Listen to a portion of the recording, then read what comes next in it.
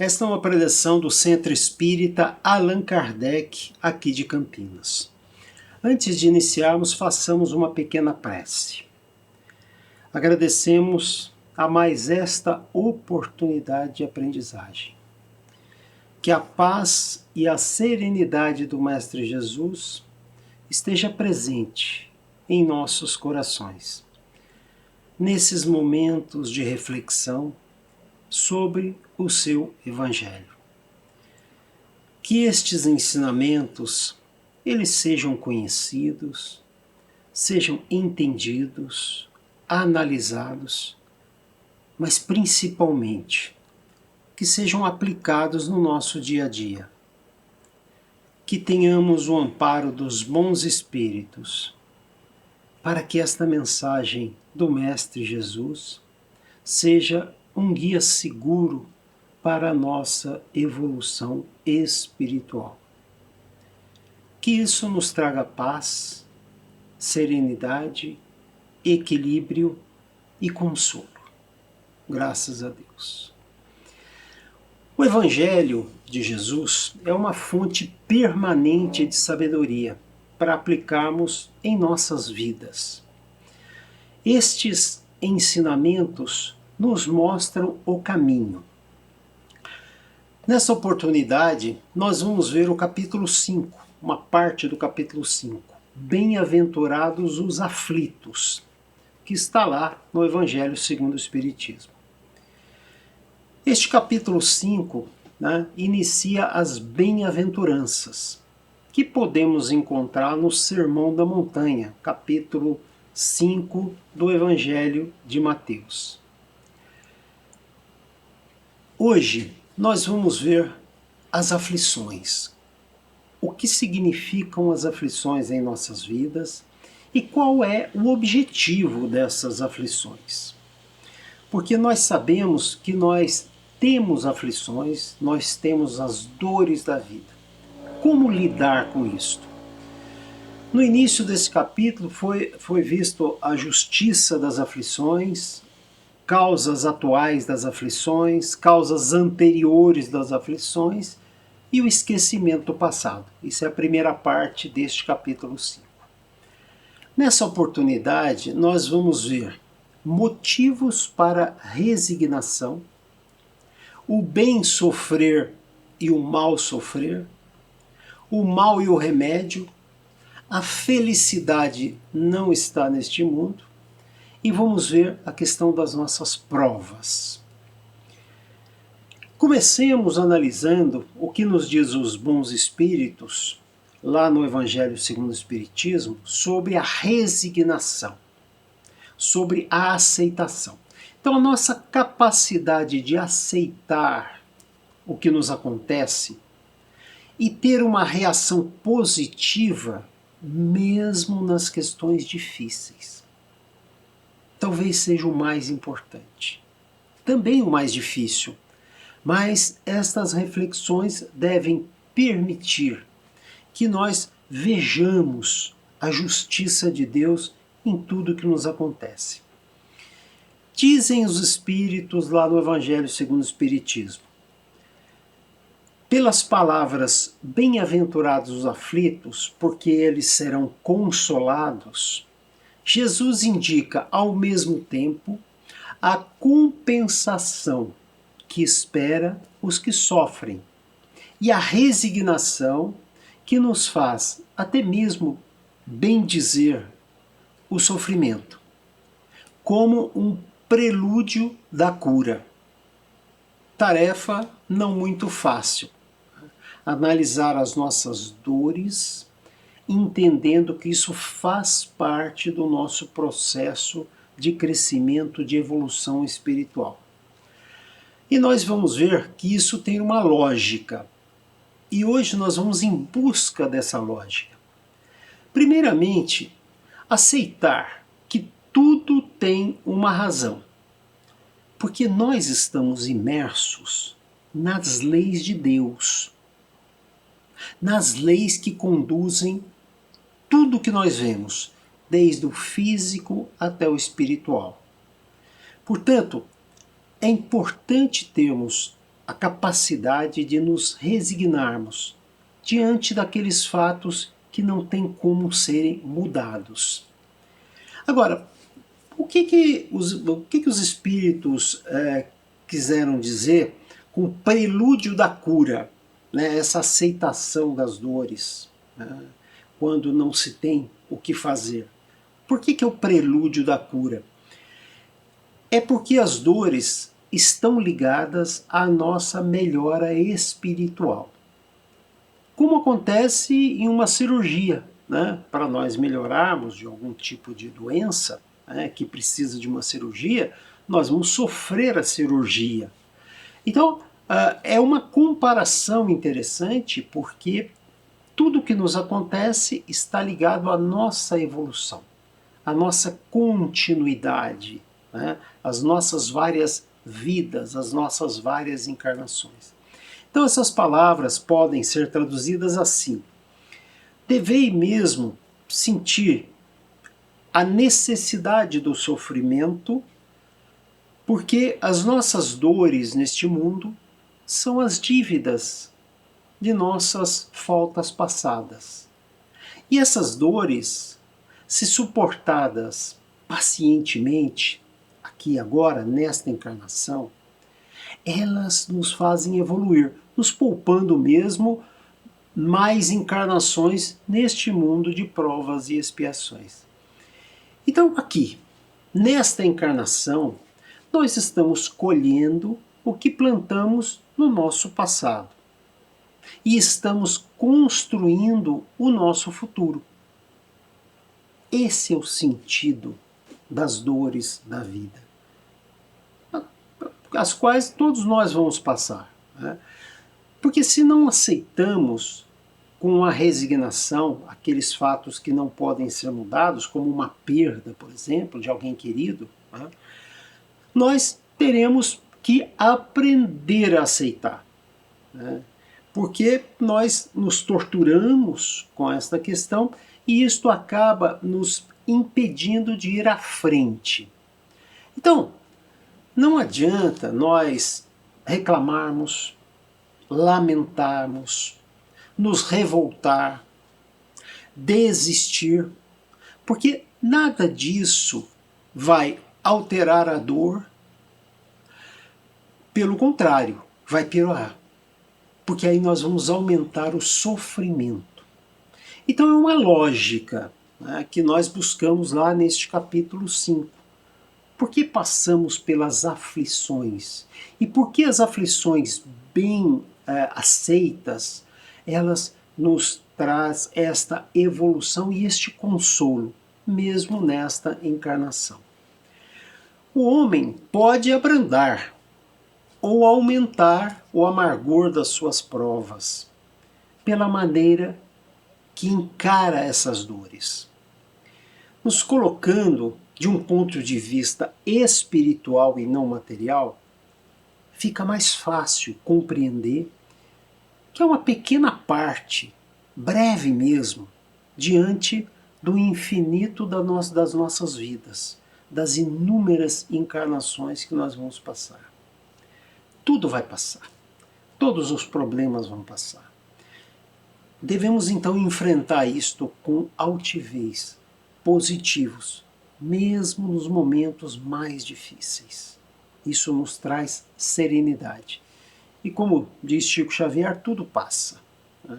O que tem que restar é a nossa melhora. Porque para ajudar, pensemos que temos, né, um futuro mais feliz na nossa evolução, porque soubemos enfrentar bem as provas pelas quais estamos passando. Então, superar as dores diminui o sofrimento. Agora, só vendo a vida presente, se nós nos mantivermos só olhando aqui, essas dores podem parecer até intermináveis e teremos um sofrimento enorme. Levantemos a cabeça e olhemos para o futuro. Porque quando olhamos só nesta encarnação, tudo parece sem sentido. E sempre devemos lembrar que temos as leis de Deus, estamos submetidos às leis de Deus. Então a maneira mais lúcida é ter esta visão espiritual de encarar a vida, diminuindo a importância das coisas, não desprezando as coisas, mas diminuindo. Entendendo isso, né, ligado à nossa evolução ao mundo espiritual e não ao mundo material e às coisas que nos acontecem. Com essa visão maior, com essa visão ampliada, nós teremos mais calma, mesmo diante daqueles problemas tão difíceis pelos quais nós passamos, né? Portanto, nós devemos nos precaver, né, quanto a comportamentos que não nos ajudam em nada, né? Seja desistir, seja ter ambição demais, ter desejos desnecessários, termos inveja, termos ciúmes, né, nos desesperarmos. Todas essas são reações que não nos ajudam em nada. Porque aí o homem se entrega a um comportamento que traz até mesmo algumas questões momentâneas de alívio, né, mas são questões fugazes. Nós devemos ter um olhar mais amplo frente ao que nos acontece. Agora, e quanto ao bem sofrer e ao mal sofrer? Está lá também no Evangelho segundo o Espiritismo. Porque, tendo procurado entender, né, essa necessidade da resignação, da aceitação, vamos agora ver o bem sofrer e o mal sofrer.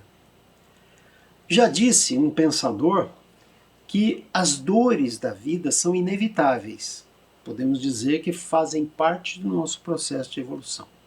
Mas o quanto sofremos, o quanto nos perturbamos com essas dores, é a nossa opção. É a maneira com que vamos enfrentar. Então, os espíritos dizem o seguinte: poucos sofrem bem, poucos compreendem que somente as provas bem suportadas pode conduzir ao reino de Deus.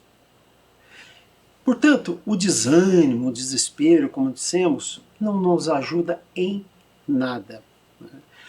Quando aceitamos, nós teremos consolo, aquele consolo prometido.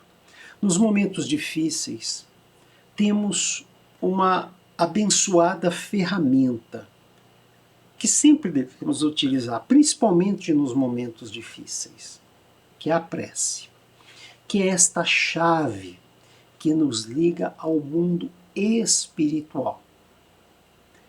Para que essa prece, essa oração tenha força, temos que ter fé e entender que tudo faz parte da justiça das leis de Deus.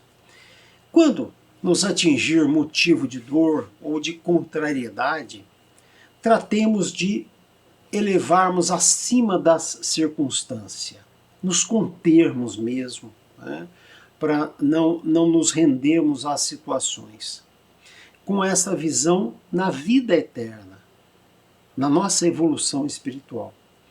Porque quando nós dominamos os impulsos de ira, de cólera, de impaciência, de irritação, de desespero, nós podemos dizer com justa satisfação: eu fui mais forte. Vejam, e está nas nossas mãos. O que acontece faz parte da minha vida, faz parte das leis de Deus. E tudo acontece para que eu melhore. Agora, Santo Agostinho pergunta lá no Evangelho segundo o Espiritismo. É uma pergunta, né? Vossa terra é por acaso um lugar de alegrias? Um paraíso de delícias? Santo Agostinho fazendo essa pergunta. Será que aqui é um lugar para nós vivermos felizes, sem qualquer problema? Certamente não. Ele nos alerta que as nossas dores, né, quando olhamos de maneira serena, quando nós voltamos os nossos olhos para o céu, devemos bendizer o Senhor, entendendo que isso são provas da nossa vida. Então, aquele que crê se fortalece com o remédio da fé. E aquele que duvida, um segundo sequer, da sua eficácia, sofre com a angústia da dúvida e da aflição e não consegue o consolo prometido por Jesus. A felicidade não é deste mundo, porque nem a fortuna, nem o poder, nem mesmo a juventude são condições essenciais para garantir a felicidade.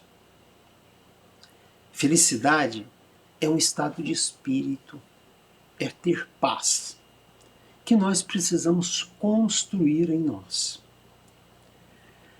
Num sentido geral, podemos afirmar que essa felicidade total aqui na Terra é uma utopia, principalmente quando reagirmos mal às dores pelas quais passamos. Mas certamente podemos ter uma felicidade possível aqui, agora, nesta encarnação, né? Dominando as nossas más tendências. Então veja que é uma questão lógica, de reflexão. Porque o que nós procuramos na nossa vida? Em vez de buscar a paz no coração, única felicidade verdadeira neste mundo, nós procuramos com avidez tudo o que pode agitar e perturbar, tirar a nossa harmonia. É uma coisa curiosa, né?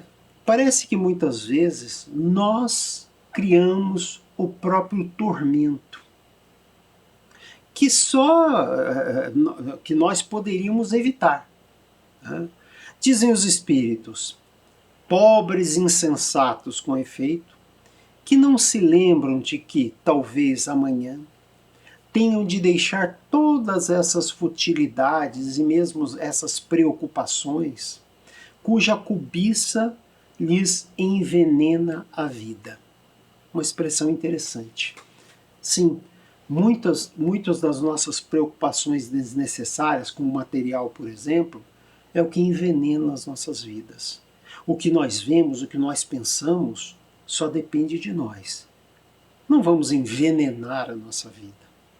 Porque quantos tormentos nós podemos evitar quando nós nos contemos, sem termos nenhum tipo de postura negativa, por exemplo, de inveja, né? Nós podemos controlar. E é este o nosso aprendizado. Esse é o que a gente podemos chamar de o verdadeiro rico, aquele que consegue se controlar e se abastecer na sua construção íntima, mesmo com as dores da vida. Olhar para baixo, em vez de olhar para cima, né, nós tornamos a nossa vida pior. Portanto, o Espiritismo nos ensina a olhar para cima, a olhar para o além, olhar para as nossas outras encarnações. E isso nos traz calma, porque nós tornamos as dores da vida uma ferramenta para a nossa melhora, para conseguir aquele consolo. Das aflições, conseguir o consolo. Para refletirmos, né? A calma em meio às tormentas da vida não será um pouco de felicidade? Nos mantermos serenos, mesmo diante dos problemas difíceis? Portanto, estas são provas que nós temos que passar. E nós podemos, de alguma maneira, abrandar essas provas, né, que está lá no Evangelho segundo o Espiritismo. Ou seja, podemos, de alguma forma, atenuar os sofrimentos que estamos passando, né, com uma visão conformista, algumas vezes, né, nós podemos imaginar que quanto mais sofremos, melhor. que nós estamos conseguindo com isso a nossa evolução. Porque o sofrimento depura. Não é isso, né? Na verdade, temos que pensar nas dores pelas quais passamos. Lembre, o sofrimento, nós podemos regular o sofrimento, né, nos acalmando. Então este é um engano, achar que quem sofre muito, não. Porque nós não devemos confundir as dores da vida com o sofrimento. São duas coisas distintas. As dores fazem parte das nossas provas e expiações. O sofrimento é como eu reajo a essas dores. Então, um é a causa e o outro o efeito, que nós podemos sim atenuar, nos dizem lá os bons espíritos, né? Não sofrendo exageradamente, não nos tornando pessoas de alguma maneira carrancudas, de alguma maneira pesadas, negativas. Nós podemos sempre ter um olhar positivo. Então, a pergunta, né, se seria justo atenuar as nossas provas pelas quais nós passamos, é equivalente a perguntar o seguinte: se alguém está se afogando, ele não deveria procurar se salvar? Ou se foi, por exemplo, ferido por um espinho, né, que está causando ali a dor, não é isso? O que eu devo fazer é retirar esse espinho para deixar de doer, né? Então, aquela pessoa que está doente não deve chamar um médico se ele não quer saber da cura. Por que ele chama o médico? Porque ele quer melhorar. É a mesma coisa com relação à saúde da nossa alma, né, da nossa evolução, né? Então, portanto, as provas da vida têm por fim exercitar a nossa inteligência, assim como a paciência e a resignação. Como nos ensinam os espíritos, tudo tem uma razão de ser. Às vezes podemos até supor o que seja e muitas vezes não temos a menor ideia por que estamos passando por aquilo. Mas sempre lembre que nós estamos imersos nas leis de Deus, né? E que aqui estamos aprendendo com essas experiências pelas quais passamos. Ou seja, tudo pelo que passamos tem utilidade, se soubermos enfrentar. E os espíritos esclarecem que depende, né? Porque algumas vezes, né? Porque se aumentamos as nossas provas, por exemplo, intencionalmente, né? Suponhamos, imagina, puxa vida, se eu tiver provas lá de fazer alguma coisa exagerada, enfim, os espíritos nos dizem o seguinte: isso só tem alguma vantagem para a gente, alguma maneira de nós melhorarmos, se for para ajudar o próximo. Então nós vemos que o próximo, os nossos irmãos que nós convivemos, é a alavanca da nossa evolução. Se por algum motivo, né, nós temos um sacrifício adicional, né, sem uma finalidade útil, que é ajudar o próximo, não tem qualquer sentido. Até mesmo contra as leis de Deus, né? Porque se nós aumentarmos o nosso sacrifício para nos exibirmos, por exemplo, as pessoas que se martirizam, né? Algumas vezes vemos essas cenas de martírio, né? Se cortando mesmo, isso tem alguma utilidade? Isso está ajudando alguém? Não. Então pensemos bem, né? Na verdade, temos que preservar o nosso corpo para cumprir a nossa missão na Terra. Então essa tortura voluntária, martirizar o nosso corpo inutilmente, é infringir uma lei de Deus. Agora, se alguém se impõe um sofrimento para aliviar o sofrimento de outra pessoa que está precisando, tem todo o mérito, né? Por exemplo, tirar um agasalho e colocar em alguém que está muito frio, está numa situação de muito frio, né? Nos privarmos de alimentação em uma situação lá para passar para alguém que está precisando mais do que a gente. Está vendo? Olhar o próximo, olhar as necessidades dos nossos irmãos. né? Pensar naquele que está precisando mais do que a gente. E se isolar no mundo, né, ir para um lugar sem convívio, também não ajuda muito, né? Não ajuda a contribuir com o próximo. E nós devemos, né, em todo esse raciocínio, combater o nosso orgulho, a nossa vaidade, colocando à prova nossos princípios nas dificuldades da vida, tendo coragem e confiando nas leis de Deus, tendo fé. De nada adianta fugir das provas, né, se isolando ou ignorando os problemas que existem por aí. Outra questão é se podemos intencionalmente atenuar as provas de outras pessoas. Ora, certamente o que podemos fazer em prol de outra pessoa, melhorando a vida de outra pessoa, certamente devemos fazer, né? Se um irmão está ferido, é nossa obrigação ajudar. E não pensar que é pela justiça de Deus que ele está passando por aquela situação. Não nos cabe julgar. Nos cabe auxiliar os nossos irmãos. Um outro assunto delicado é a própria eutanásia. Será que é lícito terminarmos com a vida de uma pessoa que está agonizante?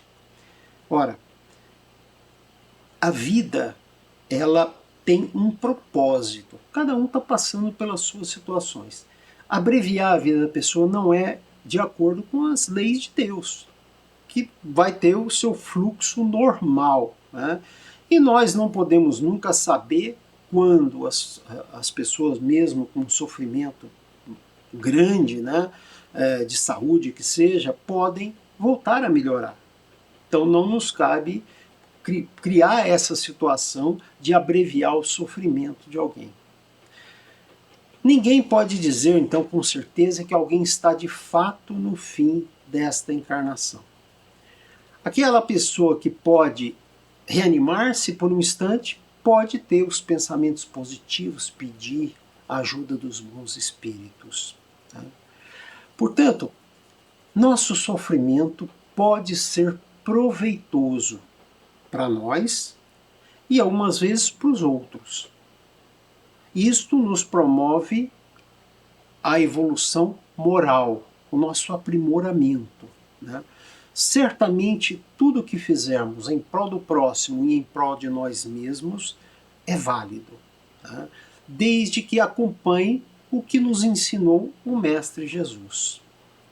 Portanto, bem-aventurados os aflitos pode ser traduzido com o seguinte: bem-aventurados os que têm a oportunidade de provar a sua fé, a sua firmeza, a sua perseverança e a sua submissão às leis de Deus, porque eles serão centuplicadas as alegrias que faltam na terra. Após o trabalho virá o repouso. Então, uma frase bonita que nos permite entender que tudo que nós passamos tem uma razão de ser. Não vamos nos desesperar diante das situações difíceis. Pensemos na resignação. Sofrer bem. Que aquele sofrimento, né, regulado, né, que aquelas dores pelas quais passamos e geram sofrimentos, eles sejam canalizados para a nossa felicidade. A felicidade possível neste mundo de provas e expiações. As dores fazem parte da nossa vida. A nossa vida está ligada a essas dores pelas quais todos nós passamos. Todos nós temos problemas. E nós devemos saber enfrentar bem estes problemas. E aí lembremos daquela frase, né? A dor é inevitável. O sofrimento exagerado é opcional. Então essa frase, de alguma maneira, resume a nossa reação diante das dores da vida. Terminamos assim mais uma preleção. Façamos agora as nossas vibrações. Vibremos pelos irmãos que estão passando por aflições. Vibremos pelas pessoas doentes que estão nos hospitais. Vibremos pela nossa família. Vibremos pelo nosso país, que nós melhoremos. Terminamos assim então essa preleção. Fiquemos todos em paz, usando principalmente nos momentos difíceis os ensinamentos do Mestre Jesus. Está tudo lá no Evangelho de Jesus. São mensagens que são um farol forte, né, nessas noites escuras pelas quais nós passamos. Uma saudação fraterna a todos e que Jesus seja o nosso mestre permanentemente.